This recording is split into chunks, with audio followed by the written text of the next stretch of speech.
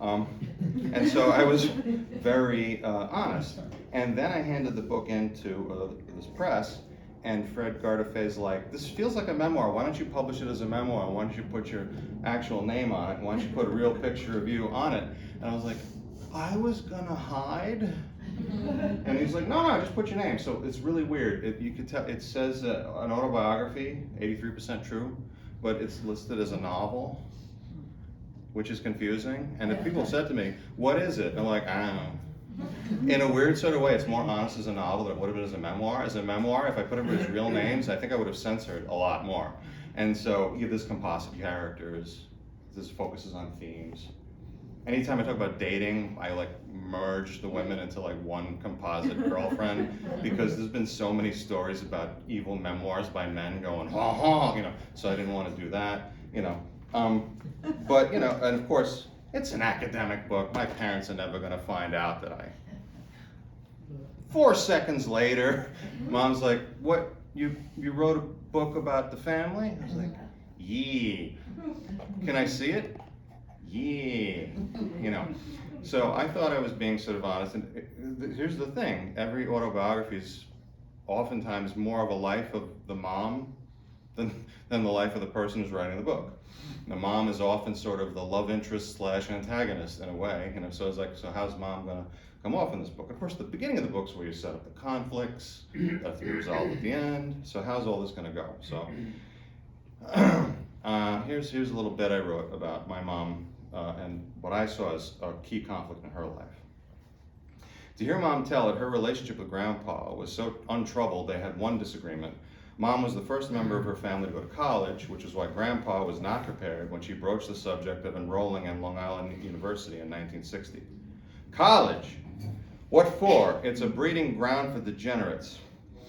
However, Mom told him firmly she wanted to go. He backed down once he understood how serious she was. Mom loved literature, wanted to study it, didn't want to move away from her family to get the degree.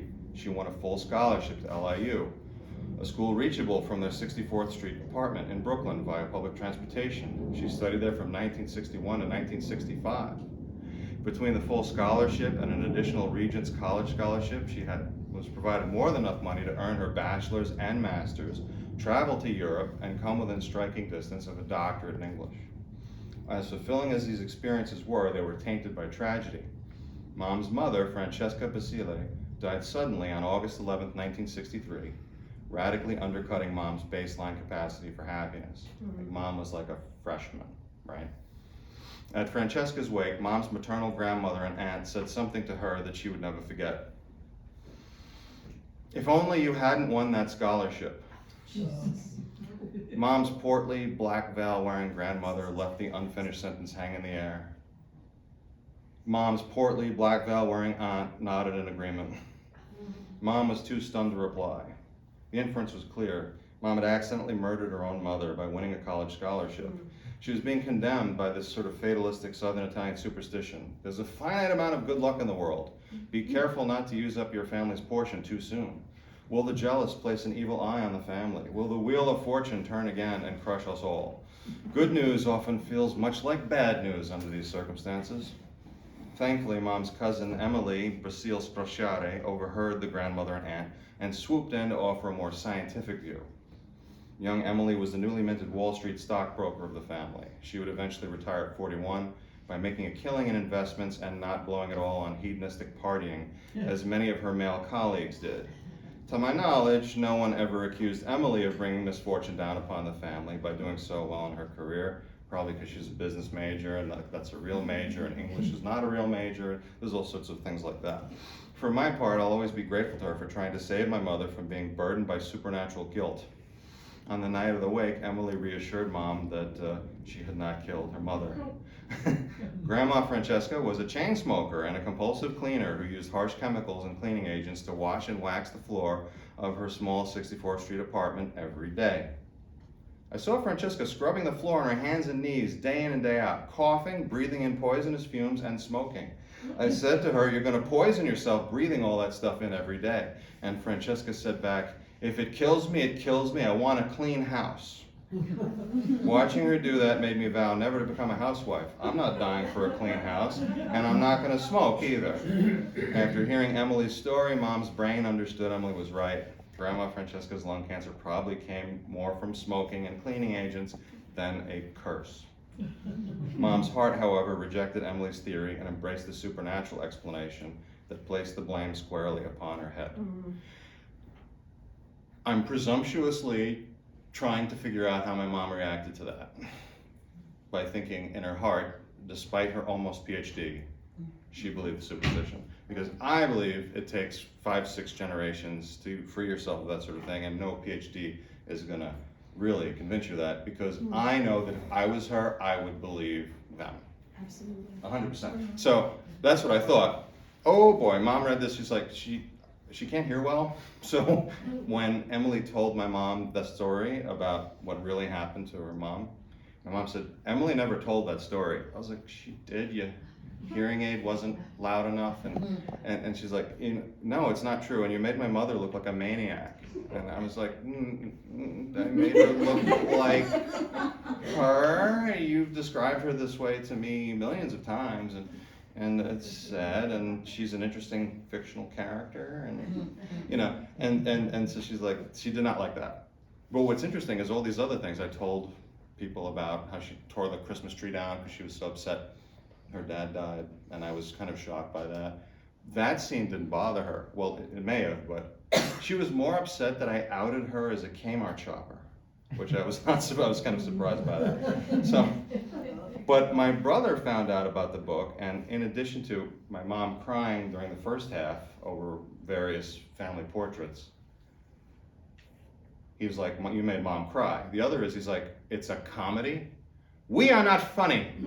And I'm like, that's pretty funny that you said that, but then thank God my mom is an English major, because when it ended, first of all, the second half of the book, I leave home and I'm trying to be Italian elsewhere, and I go on a pilgrimage to Italy, and I'm really terrified when I see a bone mosaic, and on the Via Veneto, and I'm like, whoa, and I go on top of a castle, and I'm afraid of heights, and there's like no wall, and I'm like this, and so it just feels, okay. Well, anyway, so so Mom thought the end was hilarious, and she's like, I now see what you were doing as a work of art, and I was like, phew. So she's like, I wish you had not described my mom in that way, but that was really funny. I see what you're doing. Also, you never told me you were sexually harassed daily in chorus in 6th grade. Like, yeah, I omitted that. I wanted to tell the world before I told you, she's, I guess, okay with it, there was a scene she really liked where a year after my uncle died, she felt that I brought him back to life. And that was the scene she liked. And I guess it's a 4-minute scene. Is that cool? Yeah. Okay, so, there we go. Okay, so it begins with my Aunt Ro, who is here, called Aunt Beatrice. So it's Thanksgiving, 1993. I'm in high school, I'm sad. Nobody wants to go to the prom with me. The girl that I'm most in love with is not allowed to date me. So I'm just sulking. And my Aunt Ro, who's here, called Aunt Beatrice, sees me sulking at Thanksgiving. So, what's your fucking problem? Aunt Beatrice asked me. Nothing. Slouched posture and pale hangdog demeanor, I sat alone in the dining room table, staring glumly at my plate of turkey, cranberry sauce, stuffing and peas, waiting for grace to be said so I could eat. Grumbling Aunt Beatrice went to the adjoining kitchen to find my mother to complain about me. Lorenzo Basile, nicknamed Alexa Gente, dropped in the chair beside me, sporting a John Franco New York Mets t-shirt. He caught me checking out his middle-aged sister-in-law and chuckled. Sports bras don't do it for me, they're like Fort Knox. He grabbed a roll and bit right into it. His mom snapped at him from kitchen sink. Hey, Bluto, wait for grace. Alexa Gente scowled, did what his mother ordered. He paused to stare at my skinny arms. What's going on with these? He squeezed my forearm and bicep, testing them. You need some definition. These were the first 4 sentences he said to me in as many years. I said, hey, yo, Alexa Gente, I got a question for you. He turned his unenthusiastic eyes upon me. The Jewish girl you're in love with, you said she broke your heart. He blinked. How do you know about Rachel? You talked to Dad and Grandpa about her by the swimming pool at the reunion in 1984. You remember a conversation from 10 years ago? Yeah. I can't remember what happened to me yesterday. Why are you asking me about Rachel Goodman? Well, I'm in love with a Jewish girl and I can't be with her because her parents won't allow it, and I was wondering how you got over Rachel and like how long it took. Who says I ever got over Rachel? Oh. Yeah, nothing will fuck you up for life like falling head over heels for someone you can't be with. Alexa Hente's more sensitive and loquacious twin brother Gabriel took the seat on the other side of me. It'll get better. I fall in love with people who don't love me back every other week. It's a hobby of mine. Look at me, I'm fine. You'll be fine too. You know. Yeah, you're fine, Alexa Hente scoffed. I am! Gabriel placed a reassuring hand on my shoulder. I love my brother to death, but he's a bit of an asshole. Besides, like, you know, it's more fun to be single. I've slept with everybody in New York. To my enormous surprise, Mom's Uncle Skippy chose that moment to walk up to the long dining room table, accompanied by his dreadful brother-in-law, Orlando. I wanted to jump up to hug Skippy, but the room was suddenly filled to bursting. I felt pinned against the wall. Skippy, I waved. I missed you. I shouted too loud, even for his hearing problem. He flinched. What? You missed me? Why'd you miss me? Uh-oh, I'm getting the recoil from Uncle Skippy. Not every day, of course. It's just been a while and it's good to see you. Skippy had a deer in the headlights look, as if I'd asked him to the prom. I didn't miss you. That's okay, I'm not worth missing. As Skippy and Orlando went as far from me as they could to find their seats, I heard Orlando complain, you know, I could have gone to college, but some black athlete took my scholarship and failed out after a year because he had natural sports talent, but he couldn't read. Alexa Hente sighed. That guy does nothing but complain about his lost scholarship. I don't even believe he had one. I think he pulled that grievance out of his ass. I nodded. Orlando sure spends plenty of time rummaging around in his own ass. He's got his head up at day and night. And then this is where Uncle Carmine shows up, and even though earlier in the book I had him tell a racist joke, and that annoyed Mom, I think laying that groundwork, making him very three-dimensional, sets him up to be real here, and this is what Mom liked. Uncle Carmine sat across from me with his mountainous plate of spaghetti and no American Thanksgiving food in sight. You talking to my sons, he asked me? I'm sorry about that. Well, I'm not sorry about Gabriel. He's got all the personality in our family. He's a great guy. I'm sorry about Alexa Hente over here. He has no personality. My daughter in the kitchen, Conchetta, she has the personality of an old shoe. I laughed a little too loud, and then I was worried that Alexa Hente would smack me upside the head. And yet he sat motionless, proving his father correct. So how you doing there, Damien? Uncle Carmine asked. The question warmed my heart. I hadn't expected anyone to ask me how I was doing. I'm so glad you asked, Uncle Carmine. The things have been a little crazy, and I could really use someone to talk to. Uncomfortable and impatient, Carmine held up a traffic cop hand. Listen, babe. When people ask you how you're doing, they don't really want you to answer them honestly. They want you to say, can't complain. I got 3 adult kids, a son-in-law, a wife with health problems. I lose way too much money each week at the races. I got businesses losing money. I got tax audits up the ass. I can't hear about any new problems.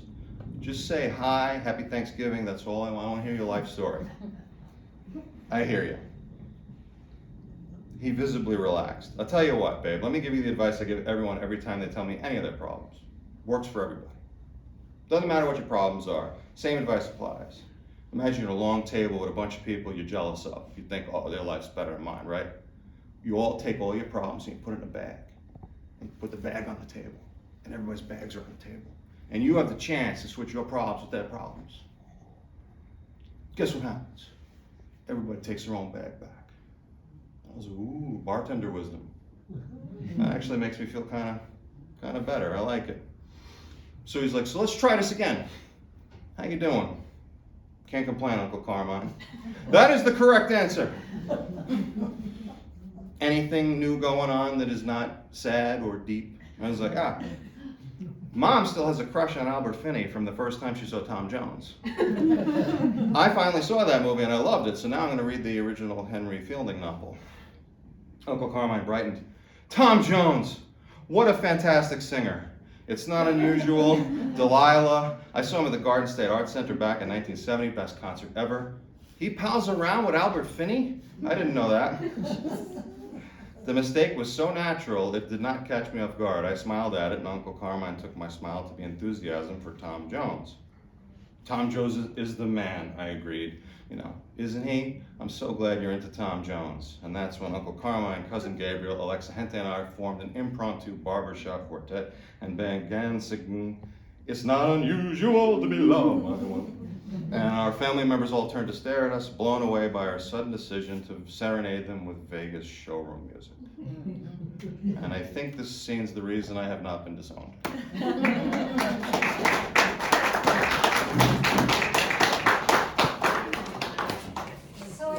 Thank you, Christina. Thank you, Mark. It's really lovely to me. Giuseppe Millefiore in Addio Love Monster reminds me a lot of what Rosa Tessitore would be if she could have spoken all of her truth.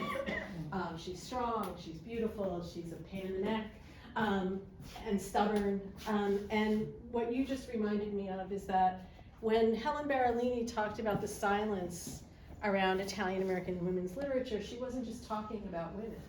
That a lot of times, especially if you're working class, as I am, from one working class kid to another, we learned how to do what was right, but not what was necessarily good for us.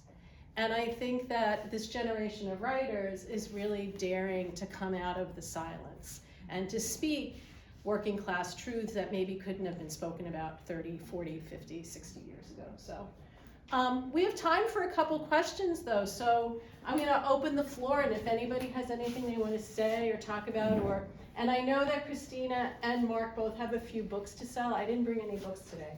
I just wanted to be here with everybody. So I wanna give you all time if you wanna buy a book or if you have a book and you wanna get a book signed, so you can do that. But does anybody have any questions about anything? It's okay if you don't. Yeah, Dominic. Well, I was thoroughly entertained by both of you, and you should be screenwriters as well as novelists. That's where the money is.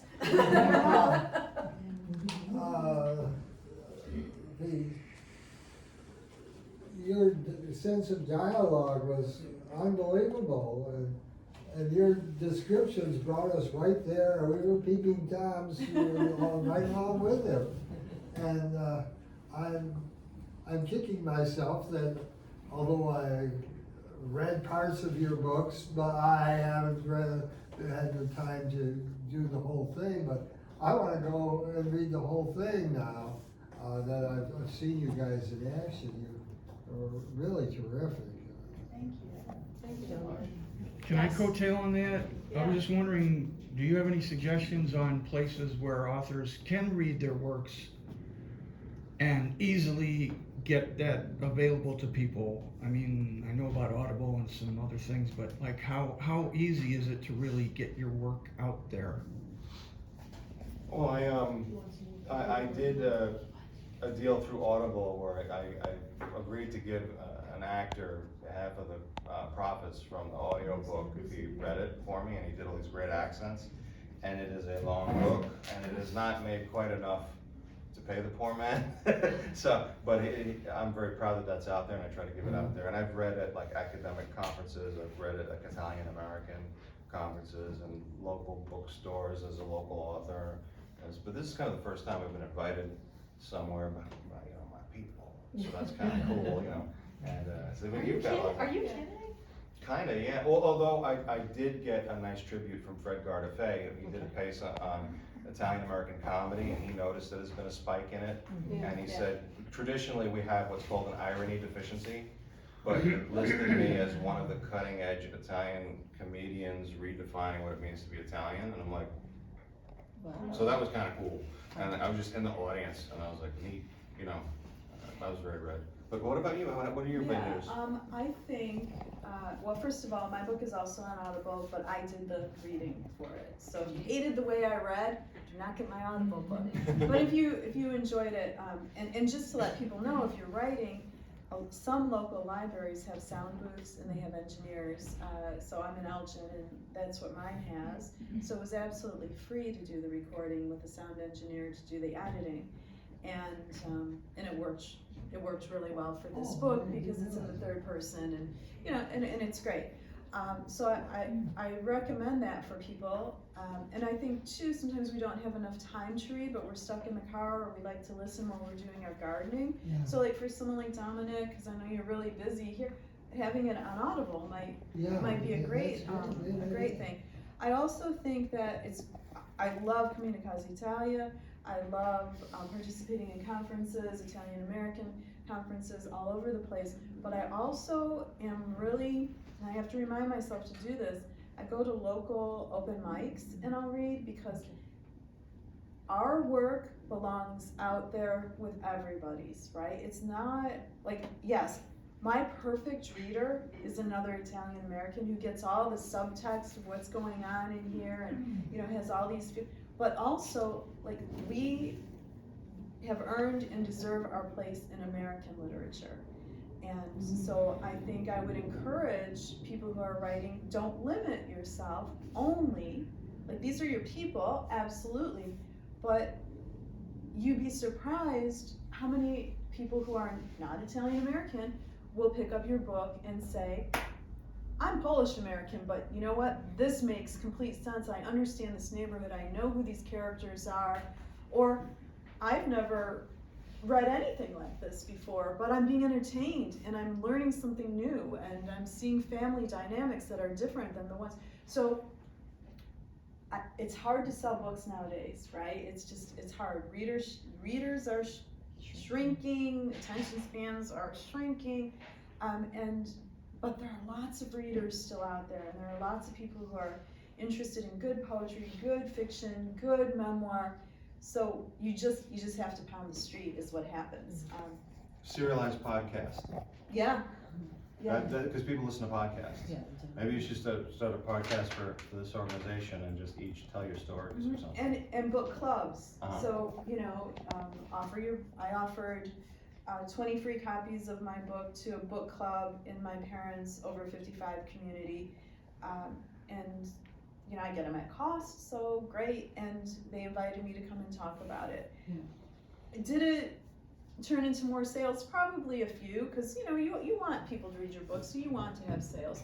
But the main thing was I got my book into 20 people's hands, they read it, and we talked about it. And, you know, I think when you come off of something like this, when you're talking about your work, you're reading aloud, you're almost, dare I say, high for the rest of the day, because, you know, that's what you worked for 10 years on.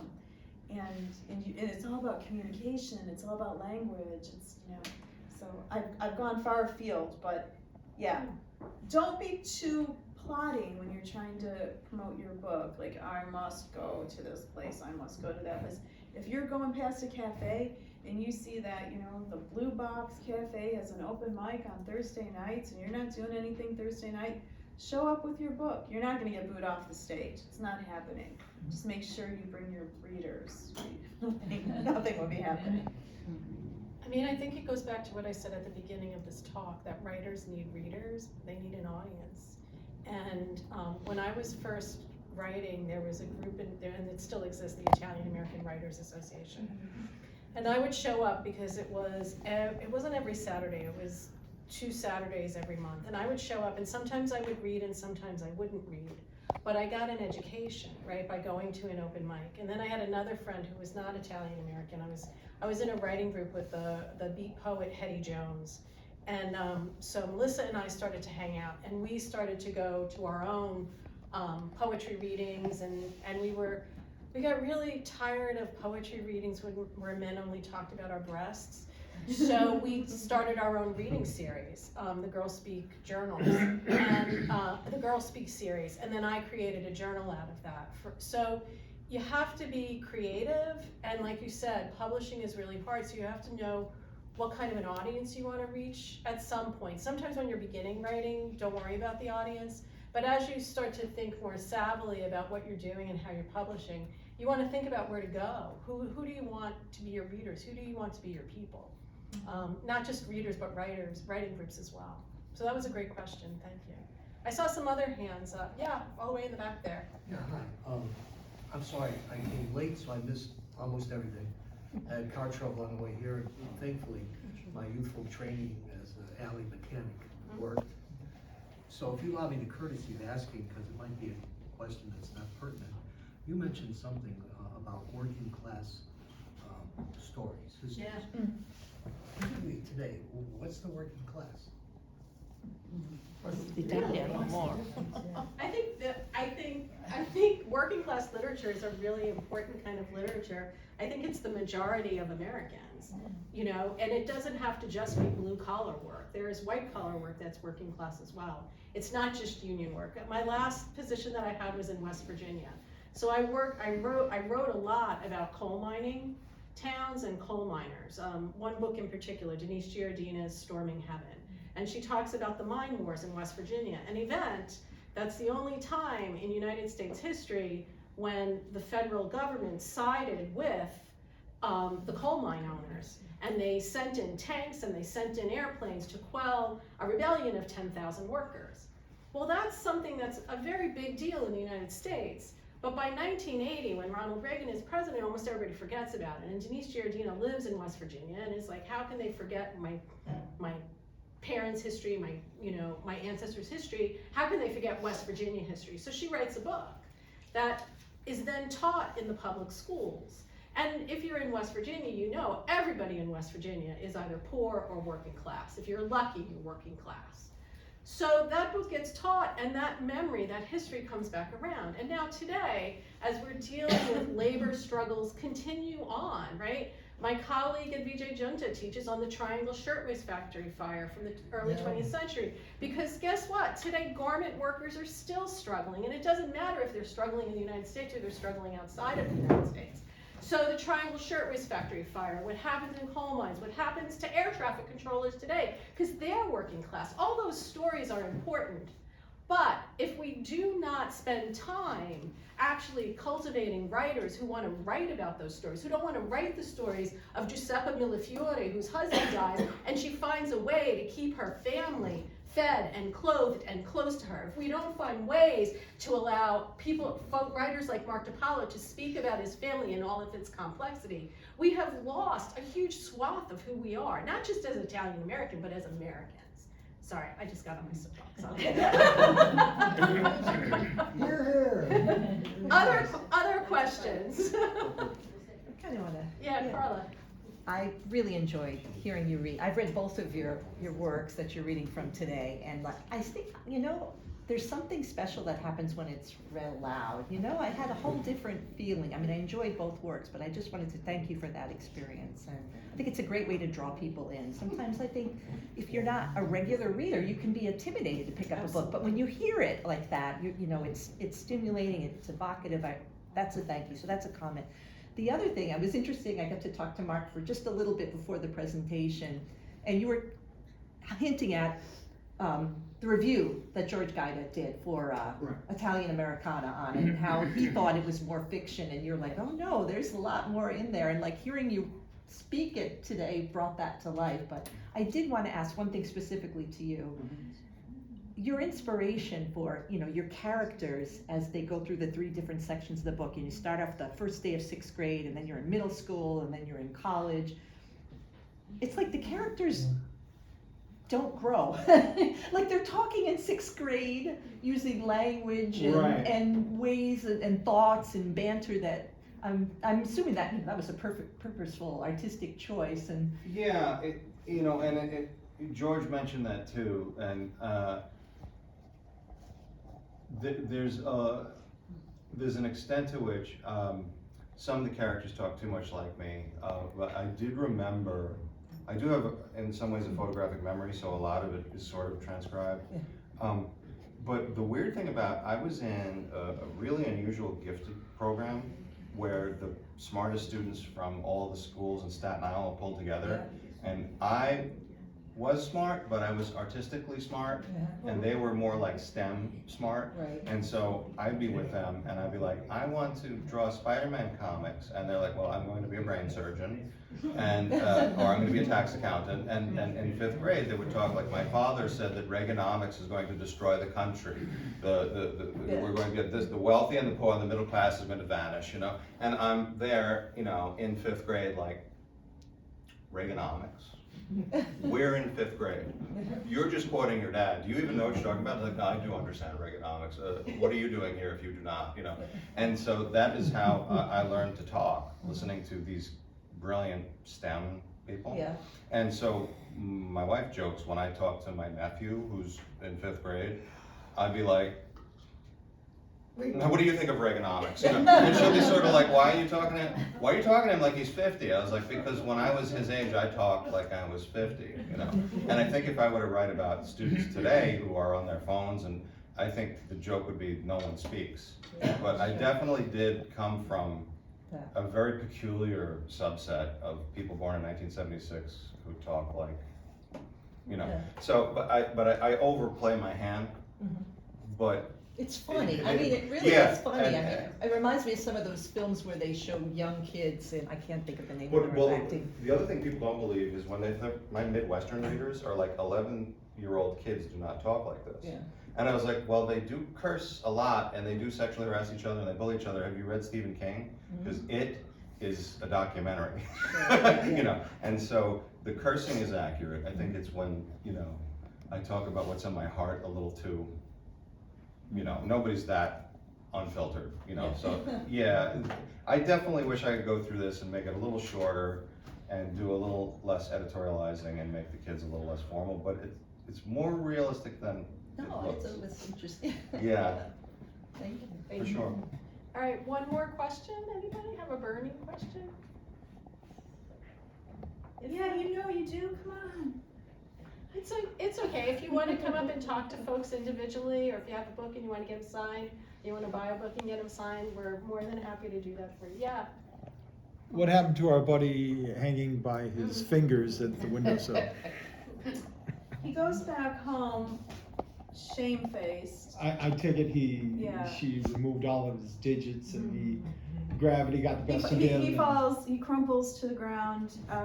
He has to get back up and kind of limp home, and when he gets home, his son is at the kitchen table playing solitaire. And he's got to go back into this house where he doesn't belong. This thing is not going to happen. It was a pipe dream to begin with, but now he's offended. You know, you've offended my temple and my family. It's over. And they play, instead of picking up and playing gin rummy, they each play solitaire, sitting at the same table, not really speaking. And then he goes to bed, and under his bed are the relics of his marriage with the woman he really loved, and that's where it ends. So this character Enrico, he's funny, and he's funny. He doesn't think he's funny, right? He doesn't think he's funny at all. Right. But we're laughing at him. We're laughing kind of with her. But in the end, and I think this is something I really tried to do in this book, he's not a bad man.